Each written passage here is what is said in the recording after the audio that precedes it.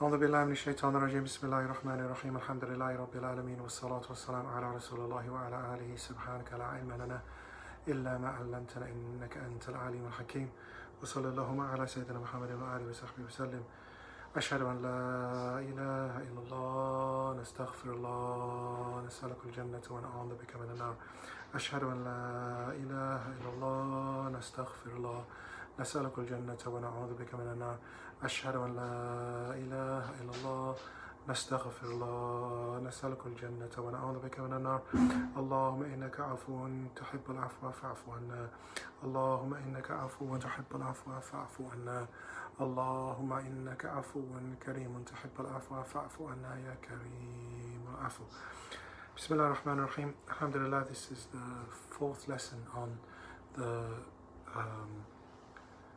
Surah Ar-Rahman, the 55th Surah of the Quran.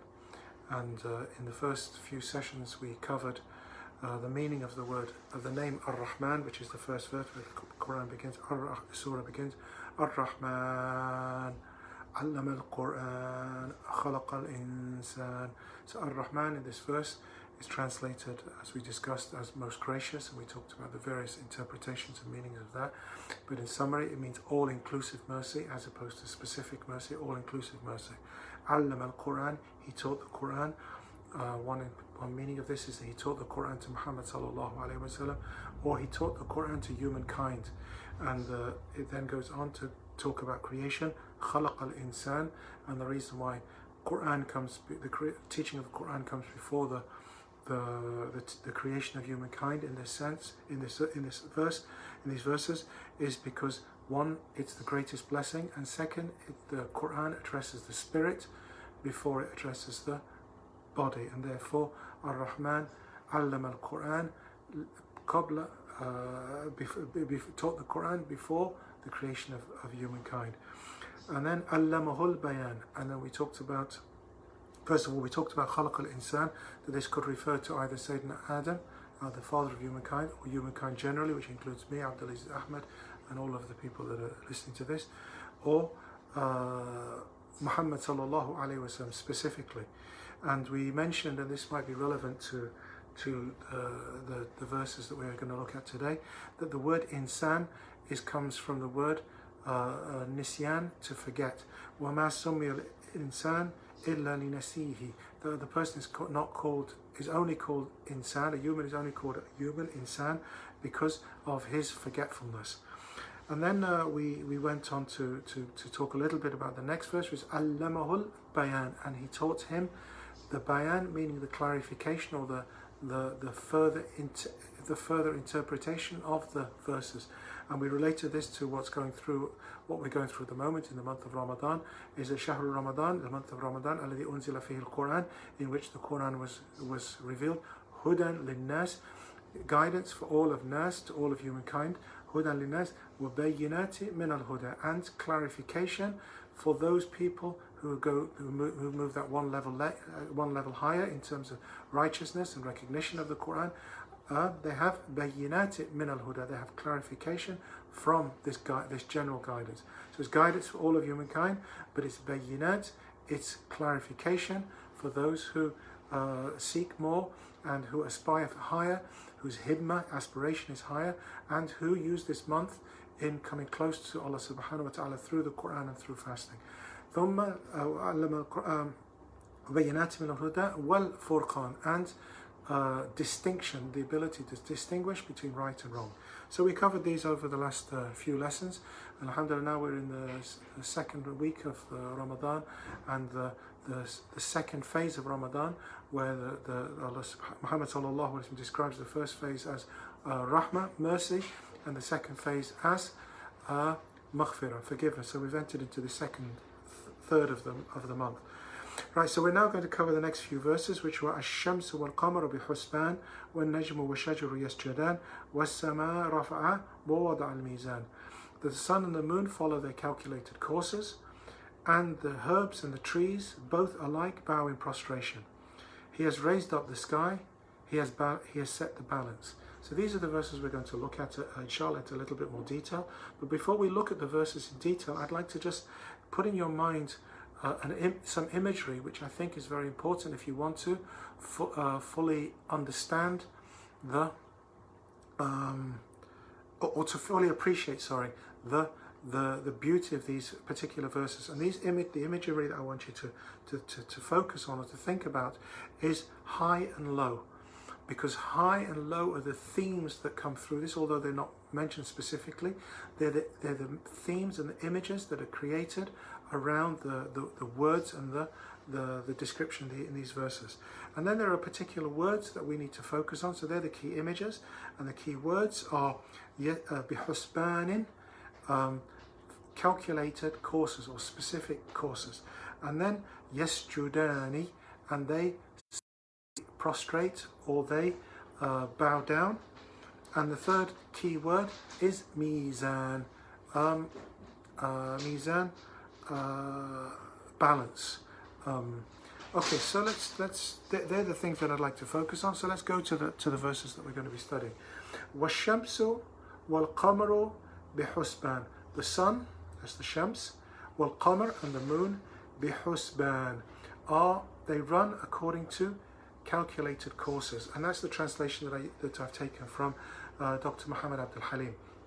Now the word husban, as I said, is one of those things that you would perhaps need to try and understand a little more closely. So what does it mean? Yajriyan bihisab wa manazil. What it means is that the sun and the moon, they run, literally run, or rotate, or go in a pattern, bihusbanin, which is calculated and organized, wa manazil, and in stages. So why do they go in these stages? So that we can يعدونها فيها بحسب الأوقات والأعجال, so that we can calculate time. Awqat and waqt is something which is specific. So when we say miqat, is something which is specific. So for those people who alhamdulillah, the concept of waqt becomes very sharp when people in the month of Ramadan. When you ask people when is Maghrib, during most of the year they say 7 o'clock, 7 sort of. When you ask them in Ramadan, 7:03, because they're very specific about the waqt. Waqt means that which is specified, a specified time or a specified place, because when you enter into the Hajj, for example, you have to pass through what we call the miqat, the specific place at which you enter into the process of Hajj, you enter into the Ihram. So there's a miqat, which is a time, or a miqat, which is a specific place. So these awqat, these specifications are connected to the shams and the qamar. So the qamar, the moon, in the example I've just given about Hajj, is that the Hajj is run according to the sightings of the moon, and the month, you cannot do the Hajj except in the specific months of Shawwal, Dhul Qa'dah and Dhul Hijjah. These are the months of the Hajj, and of course it can last up until the specific point when the Maghrib falls on the 9th of Dhul Hijjah. So here what we have is the timing of the moon and the sun specify our specific, or the rotation or the movements of the sun and the moon specify our particular times. So here in the month of Ramadan, the Prophet Muhammad has already indicated to us that how do we fast? We fast sumu li ru'yatil hilal, to fast according to the seeing of the new moon. So here the moon and the sun, they go bihusbanin, as we mentioned. This is one of the key words, because they go according to specific patterns. So this is one of the meanings of husban, and this is the one I'm going to go back to in a minute. Also in the Tafsir, in the commentary, they say like the Qutb al-Raha, meaning like they rotate around a pole, around a pillar, like the animal going around the milestone, in grinding. So here, this idea of rotation is what it describes the sun and the moon processing. So here, when you look at if we understand husban to mean in this particular meaning, then you'll see, as we know, that the moon rotates around the earth, and the sun appears to be rotating from rising in the east and setting in the west. So this rotation, all this movement in a circle, this circular movement, is something which is implied in this understanding of this particular word, husban. Now, there's not a contradiction here between the two interpretations. They just seem to indicate how we should relate to the sun and the moon, and how we should see time.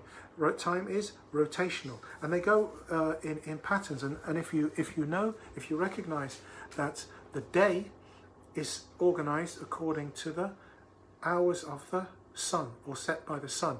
And if for anybody that lives near the equator, or let's be specific, the people of the Swahili people, the people who live in the Sahel of East Africa, they don't use the same kind of timing system that the rest of us do, because when they say Sa'am Moja, 1 o'clock, they mean 1 hour after the sun has, after the dawn. So Sa'am Moja is actually 7 o'clock.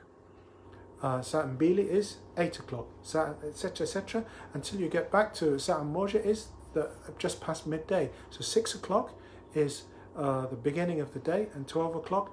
And why is that? It's because they live on the close to the equator, and they can time it. Or I'll meet you after 1 hour after the Fajr, or 1 hour after the Dhuhr. So their life, even their clocks. And it has confused me a great deal when some say, "Oh, I'll meet you at 1 o'clock." I'm thinking, my Germanic, 1 o'clock means 1 o'clock. And of course, for them, it means kind of an hour after the dawn, approximately. And obviously, that caused some difficulties when I first started living there. But alhamdulillah, that's dealt with. So what am I saying there is that they live their life, their pattern is in tune with nature. And alhamdulillah, that's much better than my OCD insistence on my watch, etc., etc. So that's what's interesting here. So the day is according to the sun, but the months are according to the moon, and the two run in patterns. So we're born, and if we go to that commentary where it says it's for us to understand al-awqat wal-ajal, so that you understand the awqat, meaning the specific times, wal-ajal, the periods. So the period of my life will be from the day I was born until the day I die. This is my ajal, my lifespan. And my lifespan, when it reached 33 years, 33 lunar years, meaning each month of the year is different. The lunar year is shorter than the solar year. So that means that each year the Ramadan moves 11 days approximately earlier. So if it began on the 1st of May, which it didn't, but if it did, then it'll be 11 days earlier than that next year, and then 11 days earlier than that, then 11 days earlier than that, until after 3 years it'll be a month earlier. So on my 33rd solar birthday, so after I hit my 33rd birthday, which was the 1st of February 1900 or whatever it was, it was actually my 34th lunar birthday. So that was the 15th of Ramadan, which was the date that I was born in on the lunar calendar. So after 34 Ramadans, 15th of Ramadan was the same as the 1st of February, which is my solar birthday. So your 33rd birthday on the solar year will be the 34th birthday exactly on the lunar year. And likewise, your 66th birthday, inshallah, if I reach 66, will be my 68th birthday on the... So that's something which shows how they connect to each other. And interestingly, based on that, is that when I was a teenager, I remember being in Leicester as a student, and we fasted. It was the longest day, which was from 1:33, Fajr was 1:33, until 10 o'clock at night. And that was when I was a teenager. 33 years later, I'm fasting the same period from 1:33 in the morning until 10 o'clock, although it's slightly shorter now, alhamdulillah. So this is how you see the cycle moving. So we will get, inshallah, if we live 33 years, then we will see all of the seasons to fast. And so we'll fast through the winter, we'll fast through the summer, we'll fast through the autumn and spring. So that's what's understood by husban. How is this described in the Quran? Quran. So الشمس والقمر بحسبان, the sun and the moon are running according to calculated times. Now there's a couple of this theme appears many times in the Quran. One of the most beautiful verses is in Surah Ibrahim, which says وَسَخَّرَ لَكُمَ الشَّمْسُ وَالْقَمَرَ دَائِبَيْنِ وَسَخَّرَ لَكُمَ اللَّيْلَ وَالنَّهَارَ. He has made the sun and the moon useful to you. That's how Dr. Muhammad Abdul Halim translates it. And Yusuf Ali says, and he has made them subject to you, the sun and the moon. He's subject to you, and both diligently pursuing their courses. So here one of them describes the course of the moon, diligently pursuing their courses, and the other one saying, useful to you, steady on their paths. Now here the word da'aba is relevant to try and understand what we mean by husban. Da'aba means to persist, to persevere, to be unfatigued, to not get tired, to be devoted, to be tireless. And therefore the word da'ib is translated assiduous, eager, tireless, steadfast. Interestingly, it's the same word that you'd use for somebody who's addicted. So da'ib means he would be addicted. So you could translate that if you were to use that term. Sakhra al-shams wal-qamar, and Allah subjugated the moon and the sun and the moon, addicted to their patterns. Obviously that's not a correct translation because addiction has a different, but it means that they forced almost to work in these patterns for you. And the word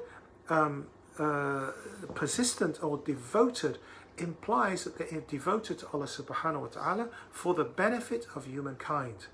Devoted to Allah subhanahu wa ta'ala for the benefit of humankind. And that's a really important phrase, because when we describe how Allah subhanahu wa ta'ala has created the Quran, He's created humankind, He's given them bayyinat, and then He did all of these things as an example for us so that we should be able to look at this and recognize that this is our role in life, is to submit submit to this same pattern that the trees and the moon and the sun and are all following, which is to steadfastly, persistently, without fatigue, devotion to Allah subhanahu wa ta'ala to benefit humankind.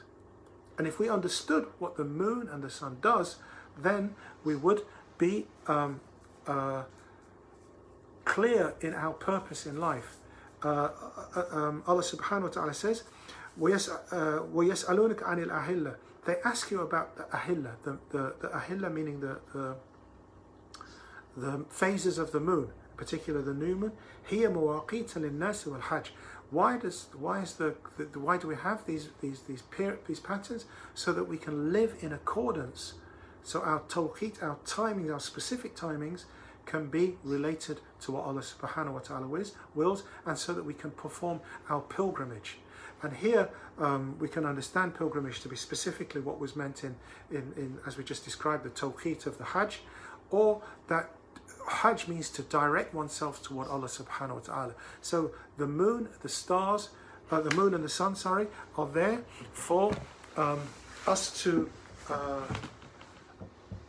appreciate and understand their calculated courses. وَالشَّمْسُ وَالْقَمَرُ بِحُسْبَانٍ. And that was the first of the three key words that I wanted to mention. And the second, and the first of the images that I wanted you to have in your mind of high and low. This idea of ahillah is that elsewhere Allah subhanahu wa ta'ala says in Surah Yasin, وَالْقَمَرُ قَدَّرْنَاهُ مَنَازِلَ حَتَّى عَادَ كَالْعُرْجُونِ الْقَدِيمِ. So the moon, when it describes the ahillah, it describes the moon goes through phases. It appears as a line in the sky, and then it gets bigger and bigger and bigger until it becomes full, a badr, and then it wanes until it becomes like a twig, like a date branch. What is it? Al-Qamar qaddarnahu. And the moon, we have planned it, or we have organized it, or we have set it in motion. وَقَدَّرْنَاهُ manazil, in phases. حَتَّى عَادَ, until it returns كَأَرْجُونٍ الْقَدِيمِ. So the crescent then becomes a waning moon, which looks like a date twig. So here, this process of the moon going through these manazil should show you this imagery. The imagery that I was that I asked you to consider is this rising and falling, high and low. So this is one of the first of the images. The second is moving into the next verse. وَالنَّجْمُ وَالشَّجَرُ يَسْجُدَانِ, that the herbs and the trees both alike bow in adoration. This is the translation of Yusuf Ali. And I think I'm going to go through some of the translations, the various English translations, because they seem to say things which are very, very different. And that's because of the word najm. The word najm is translated very differently by the different translators. So here, as I mentioned, Yusuf Ali says the herbs and the trees. Najm was shajar. Muhammad Abdul Halim, Dr. Abdul Muhammad Abdul Halim says the plants and the trees. Mustafa Khattab, he says the stars and the trees bow down in submission. Muhammad Asad says before him prostrate the stars and the trees. As does Talal Itani. Maududi, Muhsin Khan says the herbs, and then in brackets all stars and the trees. And then, as we mentioned, Abdul Halim, Marmaduke Pictor says the stars and the trees. So here we have several different interpretations of what the word najm means. Some saying it means plants, some say it means herbs, some say it means stars. And let's look at the word, the Arabic word. Najama means to appear periodically, to appear periodically. So how many days between going to that image of the moon? It starts with a new moon appearing, and it takes 29 days or 28 days to go through the cycle, and then there's a day where it's almost completely blank, or where you won't see the moon, and then the new moon will appear on the 29th or the 30th day. Why? Because that's the cycle. So each one has a manazil, so it appears. So the word najm is something which appears like the moon, which in this sense can be described as a najm, or the moon or the sun rising, which is a najm, or the stars appearing as a najm. But likewise, the plants growing from the earth can also be described as a najm. Now here, the translation I lean towards or incline towards is that it is the plant. And the reason why is most of the tafsirs, most of the commentators on the Quran, including Ibn Abbas and others, they say the word najm is ma laysa lahu saq min an-nabat, is that plant which does not have a solid stem or solid stalk or like a trunk. So the najm is what would say in botanical terms a sessile. A sessile is the flower, where the flower or the leaf are born directly on the stem or the peduncle. So this is what the najm is where the flower grows directly on the light stem, which is green, meaning it goes through the process of photosynthesis, which connects it to what was the previous verse, ash-shamsu wal qamar bihusban. When najm, that thing which where the flower flowers from the stem, the green stem, which is going through the process of photosynthesis, which is taking the energy of the sun and producing it for the benefit of humankind and others. What did we say?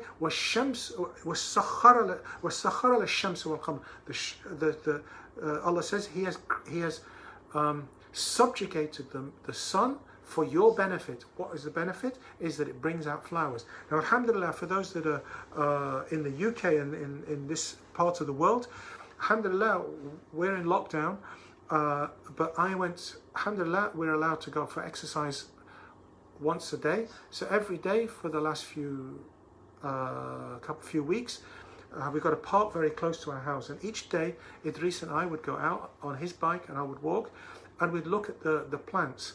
And you can see that the flowers are beginning to grow on the ground, and these are things like sundrops and crocuses, and these are the najm, because they are najma, they're flowering, they're growing low down. Whereas the shajar, the trees, are where the flowers are growing on, or the buds are coming up high. What's the imagery I asked you to think about? High and low. So here we have a shajar, a najm, which is low, the low flowers, was shajar, the high flowers. And it's very, very pertinent now, and very, very clear when you go out into the gardens and the plants, into the parks now, because they're not cutting the grass. So the najm are actually flowering more beautifully, naturally, than they would if they cut out all the weeds. So here a najm could be translated as those flowering weeds or those herbs. but certainly that's one. Or you could translate it as the moon. If you were to translate it as the moon, the stars, you'd have the stars and the trees. Again, the high and the low. Or if you were to translate it as the shajar, the trees, were najm, and the low plants, you'd still be the high and the low. And this is the understanding or the imagery that is found in there. And then it goes on, yasjudan, and they bow down. Now yasjudan here, sajda means to prostrate or bow or be obedient to. So here, yasjudan, you can literally understand it to mean they are obedient to the patterns. So let's go to the whole two verses together. الشمس والقمر بحسبان والنجم والشجر يسجدان. So four things here: the sun, the moon, the stars, the trees, or the sun, the moon, the herbs, and the trees.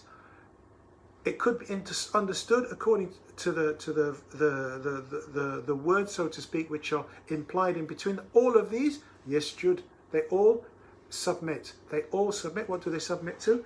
To the pattern of Allah subhanahu wa ta'ala. They all follow their own patterns. Why? Because of those patterns. I told Idris, I remember saying, you see that bud there? In a week's time, that will be a pink flower. And I remember telling him very distinctly that, and he looked at it and he kind of, that's not, how could that be a pink flower? And at the same time, we looked on the ground and we saw some white flowers, but we didn't see any of the purple ones yet. And I said, the purple ones are going to come out in a few days. And literally, because we had this opportunity to, every day he noticed something different. And indeed, the buds grew into pink flowers and the other buds grew into white flowers. Yes, Judan is what it means in this verse, is that they follow a specific pattern, that when the spring comes, this is what we would witness. And this connection to the moon, the sun, the trees, and the low plants are all recognition of yes, Judan, that they submit or they prostrate. Another meaning of the word prostrate is mentioned by Al-Baghawi in his translation, in his commentary, is that it means the shadows. The shadows, the shadow around the tree, yes, Judan, meaning that they follow a pattern, just like the moon follows a pattern from the new moon to the full moon to the waning moon. The pattern of the shadow is that there is no shadow, then the shadow gets longer and longer and longer and longer and longer and longer. It reaches its zenith, and then it gets shorter and shorter and shorter and shorter and disappears. The same pattern, so to speak, as the moon, when it says وَالْقَمَرْ قَدَّرْنَاهُ مَنَازِلُ حَتَّى عَادَ كَالْعُرْجُونِ الْقَدِيمِ. So the shadow goes through the same thing, and if you observe the tree, you'll see its sajda through the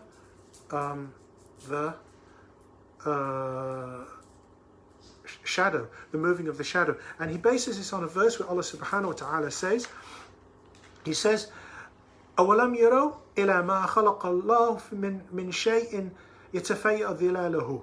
He says, do they not look, do they not see, those people that deny God Almighty, those that deny Allah subhanahu wa ta'ala, do they not see how the creation of Allah subhanahu wa ta'ala, this connects to all of the things, do they not see this? Min shay yatafayya'u, that they all rotate, they all move around. Dhilaluhu, their shadows move. Even their shadows are submitting to the will of Allah subhanahu wa ta'ala through their connection to the sun.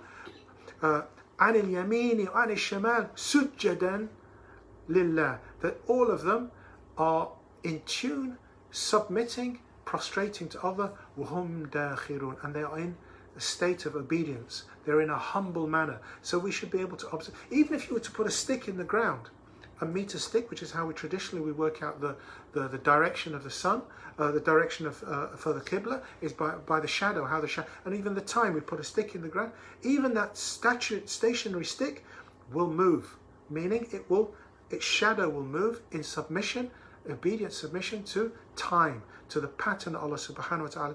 And there again we should also be able to see al-ajal, which we mentioned earlier, lifespan. So the lifespan of the shadow is like ours, is we go through these phases. And as I said, when I was 33, I was really 34. When I'm, inshallah, when I'm 66, I'll really be 68. This is my ajal, like the moon, like the rising and setting of the moon. And that's why Allah subhanahu wa ta'ala says, وَلِلَّهِ يَسْجُدُ مَنْ فِي السَّمَاوَاتِ وَمَنْ فِي الْأَرْضِ مِنْ دَابَةٍ. Everything submits, everything prostrates to Allah in the heavens and the earth. Min fil ardi min dabatin, every animal. And when it mentions animals, because all of the animals, they submit in their natural way to Allah subhanahu wa ta'ala. Wal malaika wahum la yastakbirun. So here the vegetable world, the animal world are being referred to, and the angels, these all submit. The only ones that don't submit are the ones who have got responsibility for their submission, and that's humankind. And then it goes on to say, وَالسَّمَاءَ رَفَعَهَا وَوَضَعَ الْمِيزَانَ. And he has raised up the sky, which we described, and he has set the balance. So here, Al-Alusi, when he talks about what this verse means, he says, Allah has created the skies and the world of the angels and the higher domain, and he has created the lower domains. And again, the high and the low is the important imagery that's being used. But in this lower domain, everything submits to his will except humankind. And that humankind needs the guidance of the heavens to be in tune with the heavens. But likewise, it's only through the Quran and Sunnah, the Quran, and explained through the Sunnah, al-Bayyinat, that humankind can establish how to live in tune with this. And that goes back to the beginning of the verse, Ar-Rahman, the most merciful. Allama al-Quran, he taught humankind. Allama al-Quran, khalaqa al-insan, allamahu al-bayan. الشمس والقمر بحسبان والنجم والشجر يسجدان والسماء رفعها ووضع الميزان. And he placed this Quran on for us to be guided by. And that's why our connection to implementing the Quran should bring us in tune with all of the things that have been discussed here. So let's just go over that imagery again. We have Ash-Shams wal-Qamar as being high. And we have the Najm and Shajar as being a sufli, the lower world. We have the Najm, the stars, being high, and the Shajar being low. We have the Shajar being high trees, while Najm being the low plants. We have a Sama as being the high, and we have the Mizan finally as the balance. And there it goes, وَلَا تَطْغَوْا فِي الْمِيزَانِ. And then it goes, and don't overstep this balance. And that's the purpose of what the next sections of the Quran is, to get us to understand of how we live in balance with what we've just described as the creation in these verses. And perhaps inshallah tomorrow, if we have the opportunity, then we will look a little bit more closely at the idea of mizan, or the word mizan, and how this